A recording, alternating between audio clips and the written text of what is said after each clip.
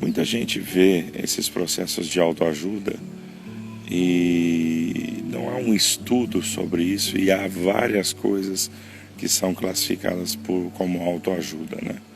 Mas a reflexão que eu queria trazer para você hoje aqui é sobre a efetividade desses processos de autoajuda na vida da gente, né?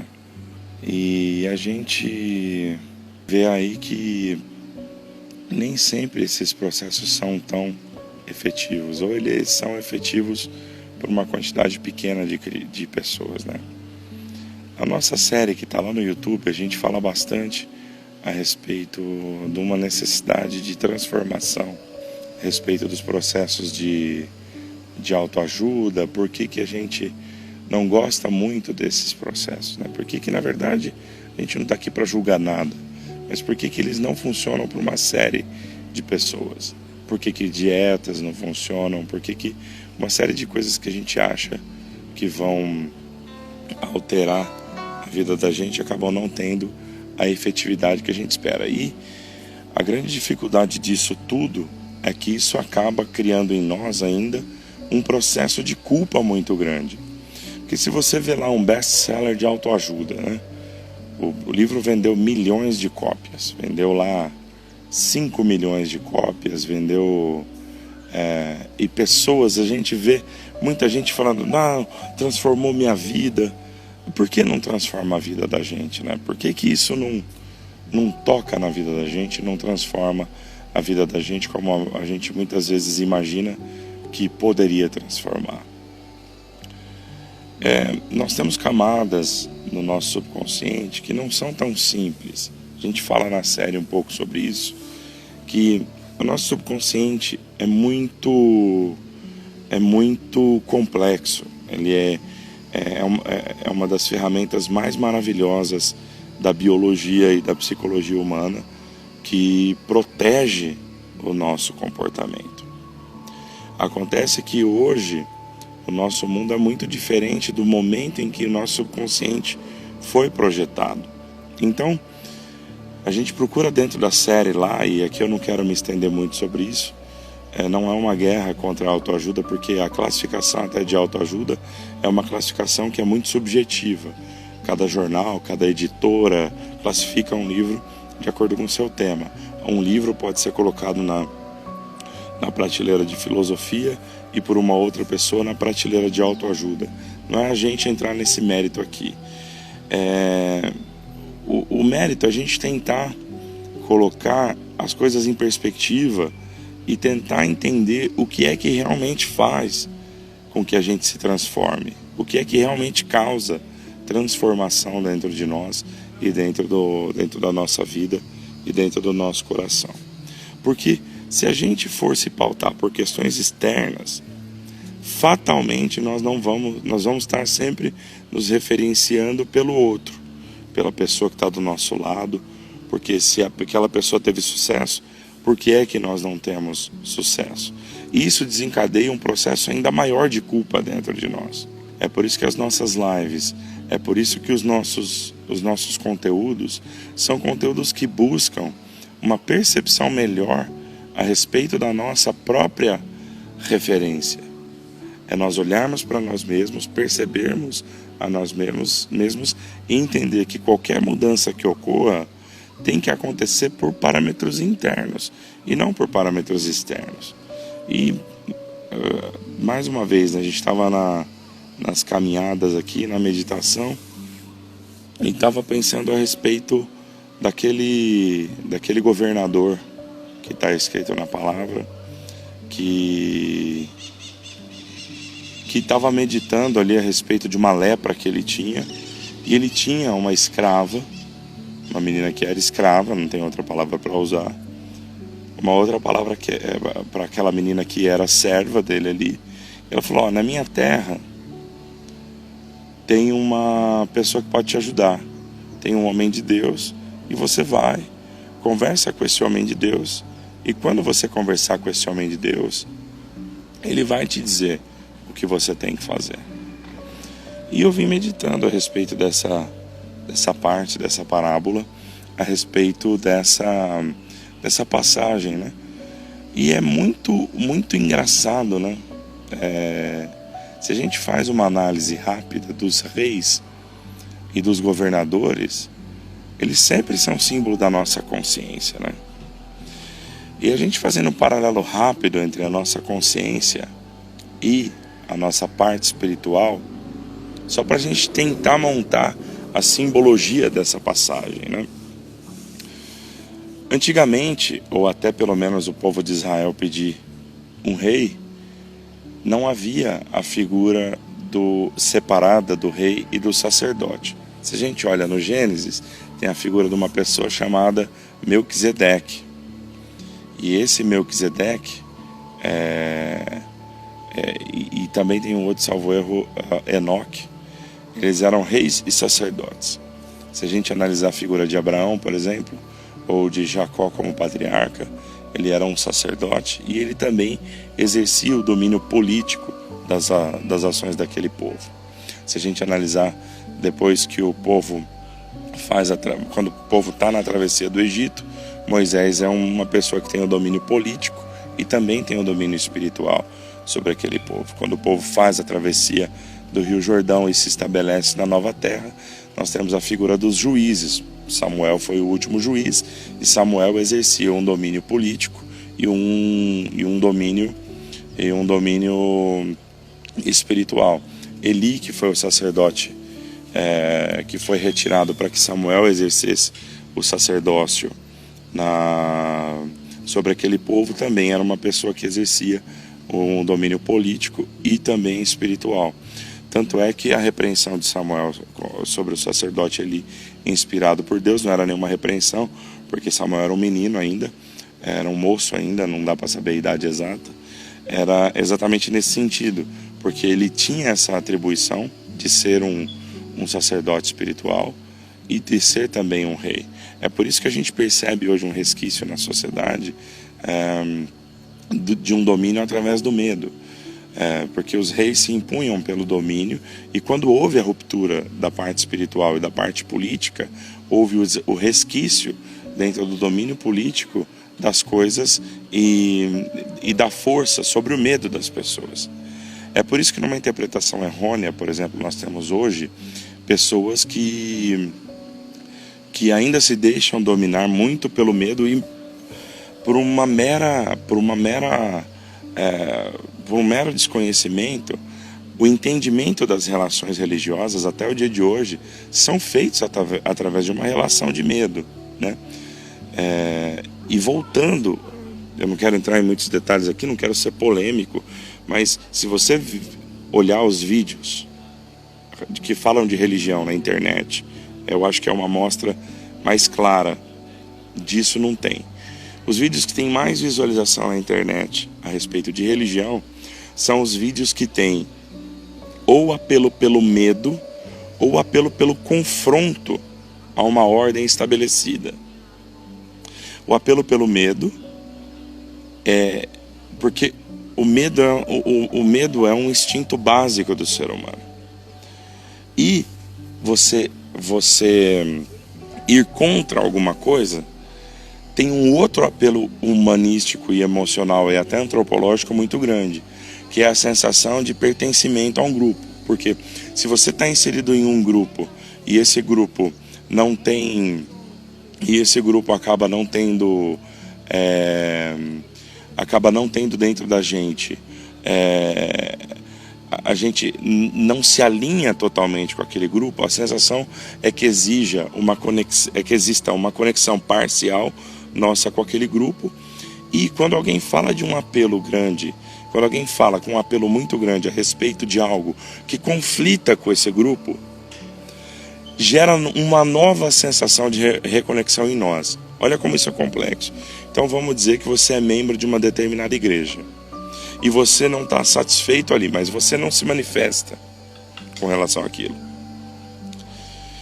Você não se manifesta com relação a aquilo que te deixa insatisfeito em função de tudo aquilo que na tua concepção está, entre aspas, errado ali, né? Então, como você não tem essa sensação de conexão com o grupo, como você não sente uma integração total, dentro desse grupo, quando alguma coisa começa a destoar, você cria dentro desse grupo um subgrupo. E quando alguém se manifesta dentro desse grupo, a tendência é que ele arrebanhe e traga outras pessoas que se conectem por essa insatisfação. Então você tem basicamente esses dois tipos de grupos religiosos, de grupos ou de classificação de vídeos ou de conteúdo religioso na internet. E esses são disparados os que têm o maior número de acesso. Primeiro, aquele que apela para o medo, e segundo, esses grupos e subgrupos que entram em insurgência com relação a outros grupos estabelecidos. Isso acontece na igreja católica, na igreja evangélica. E a grande dificuldade que eu tenho, eu não quero aqui ser um quarto, quinto grupo que vai rivalizar com tudo isso, não. É só para você perceber como às vezes a gente mesmo reage com relação às coisas. A nossa ideia aqui, dentro desse grupo, dentro do canal que a gente está falando, não é ir contra ninguém, não é ir contra pessoas, é tentar identificar alguns comportamentos e se posicionar sem mencionar pessoas, sem mencionar grupos, sem atacar, para que a gente possa ter uma atmosfera de paz e de tranquilidade. Voltando ao que a gente estava falando, na relação dos reis e sacerdotes existiu então o domínio político e o domínio espiritual fixado na mesma entidade. E esse símbolo,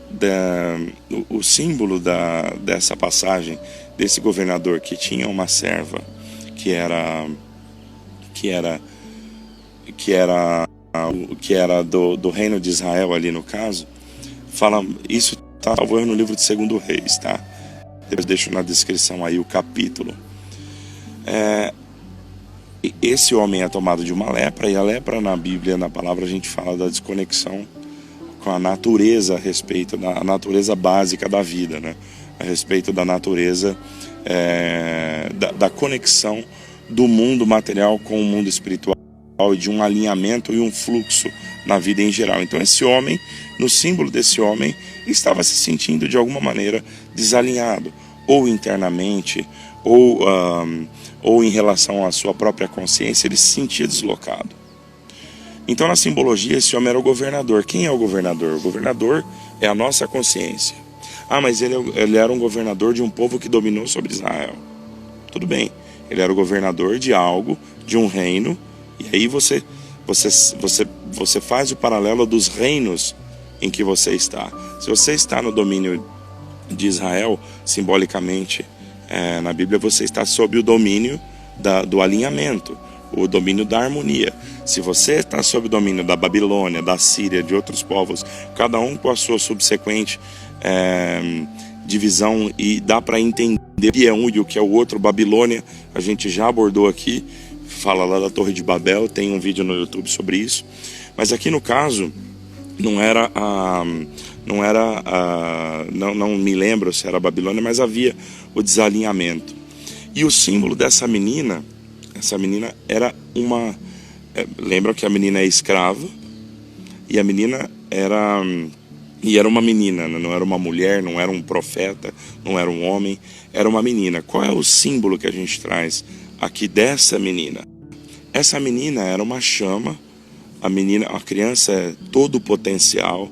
A criança arquetipicamente ela é cheia de vida, potencialidade, ousadia, porque ela é uma moça, uma menina. E ela chegou para um governador que servia a um outro Deus, e chegou e falou para ele: olha, eu tenho uma convicção de que dentro de você tem uma possibilidade de cura que está num outro domínio, tá sob um outro domínio.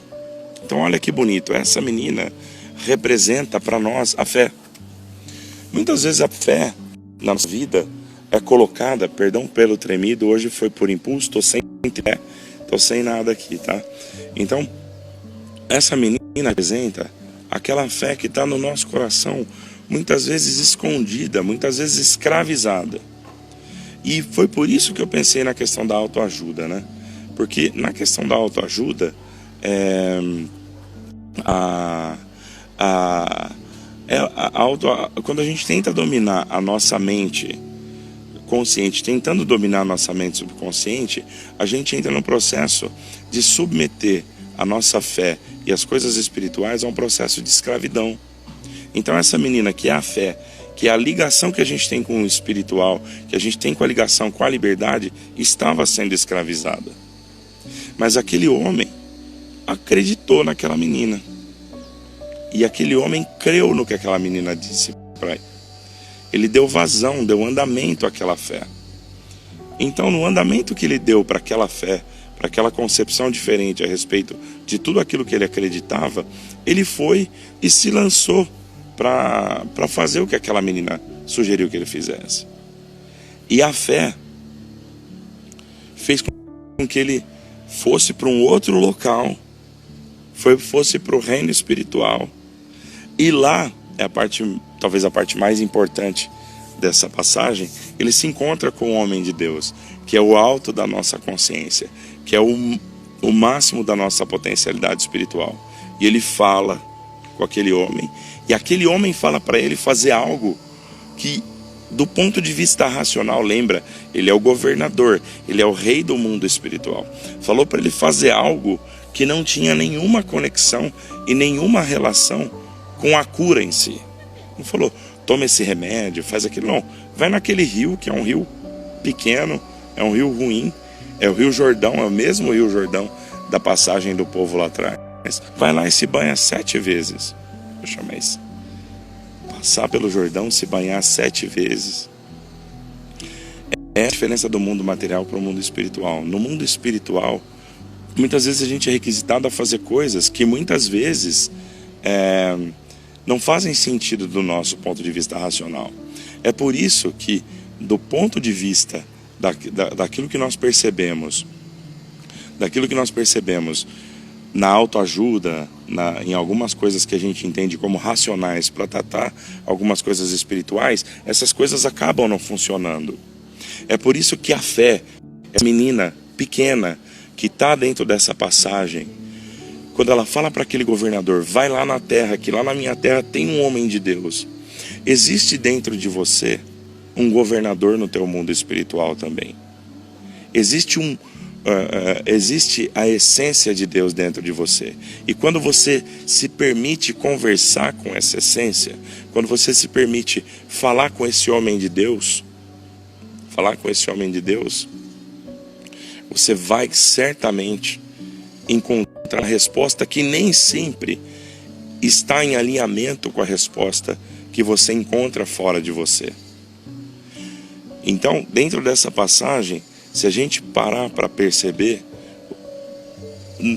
do ponto de vista psicológico, quando a gente se destaca, quando a gente sai, quando eles elegeram a consciência, quando eles elegeram a consciência para dominar sobre eles, eles escolheram o rei e eles deixaram de ter o homem de Deus, que era alinhado, que se simbolizava em Samuel, Moisés, o alinhamento entre o homem de Deus e o rei. Quando eles se separaram, eles criaram na figura a mente consciente e a mente subconsciente. E nós vivemos a nossa vida hoje dando muita vazão a essa mente subconsciente, a essa mente consciente, em detrimento da mente subconsciente. E o processo da oração que a gente vem procurando explicar, trazer, não é uma oração de palavras que fala na mente consciente, mas que entra, que penetra dentro da nossa mente subconsciente e faz criar em nós um despertamento desse homem, desse homem espiritual que está aí, que é o que aconteceu com Paulo, é o que aconteceu com Pedro, é o processo de Pedro na Bíblia. E vocês sabem que eu estava vendo um vídeo que eu nunca tinha me atado para isso, estava vendo um vídeo do Rodrigo Silva, está no YouTube. Ele fala a respeito do Evangelho de Marcos. Ele fala que aquele evangelho é o Evangelho de Pedro. Dá uma olhada no vídeo do Rodrigo Silva na internet, ele fala a respeito disso. Existem evidências arqueológicas, segundo ele, de que o Evangelho de Marcos nada mais é do que Marcos retratando os falares de Pedro, que Pedro era o apóstolo que mais representa nós que somos essas pessoas que têm a mente muito ativa, a mente muito questionadora, né? Então, Nesse deslocamento, para a gente fechar esse assunto, a nossa ligação muito clara e a nossa ligação muito firme entre a nossa mente consciente, a nossa mente subconsciente e tudo que está em volta dela. Então hoje, lê essa passagem na Bíblia, eu vou deixar na descrição depois aqui que passagem que é. Se eu não deixar na descrição, deixa no comentário, porque eu não sei se eu consigo manipular a descrição quando eu subo o vídeo. Mas essa simbologia dessa passagem tem a ver com isso. Tem a ver com você resgatar para a tua vida o plano espiritual. Você abrir a porta para que esse homem de Deus seja despertado. E eu queria falar rapidamente, nós temos uma série no YouTube, já está lá, o canal do YouTube está na descrição desse vídeo, está na bio desse perfil, e lá a gente está uma série como a gente reconectar com isso. O processo da nossa oração é exatamente esse, porque esse homem interior não para de jogar para a gente sinais de que ele está vivo e que ele quer despertar. E o que acontece na nossa vida são sinais de que ele quer se manifestar. Ele não quer não tomar o trono. Ele quer realmente trazer que haja uma harmonização para que ele possa voltar a reinar e que ele e esse rei que nós estabelecemos possam voltar a ter um domínio único sobre a nossa vida, que é quando a gente volta a ter uma vida harmônica, que é quando a gente volta a ter uma vida plena e satisfeita do ponto de vista material, a gente volta a ter essa ligação e volta a ter esse caminho de uma vida plena. A vida plena, queria deixar essa última mensagem, a vida plena é o alinhamento desse rei, que hoje pode ser um rei que te domina externamente, que é a tua mente consciente, com esse rei que está deposto hoje por conta desse desalinhamento, esse rei que você depôs com a sua maneira de pensar, mas que ainda está aí dentro, o rei do mundo espiritual, que conversa com esse rei do mundo material. Então essa passagem que fala desse governador, esse governador é a tua mente consciente, essa menina é a tua fé. Esse homem de Deus a quem ela se refere é esse homem, é esse rei escondido dentro da tua consciência. Esse rei é o rei que está aí escondido dentro do teu coração e que vai dar a ordem para que esse governador se banhe no rio, que no símbolo tem o batismo, a passagem é o mesmo Rio Jordão, como a gente disse, da passagem do povo pelo deserto, e que te traz de novo. Tem um homem que pode te libertar. Na minha terra tem alguém que pode resolver o teu problema. Ele vai te mandar fazer uma coisa muito esquisita, mas faz, que vai te libertar. Um beijo para vocês, fiquem em paz, a paz de Deus.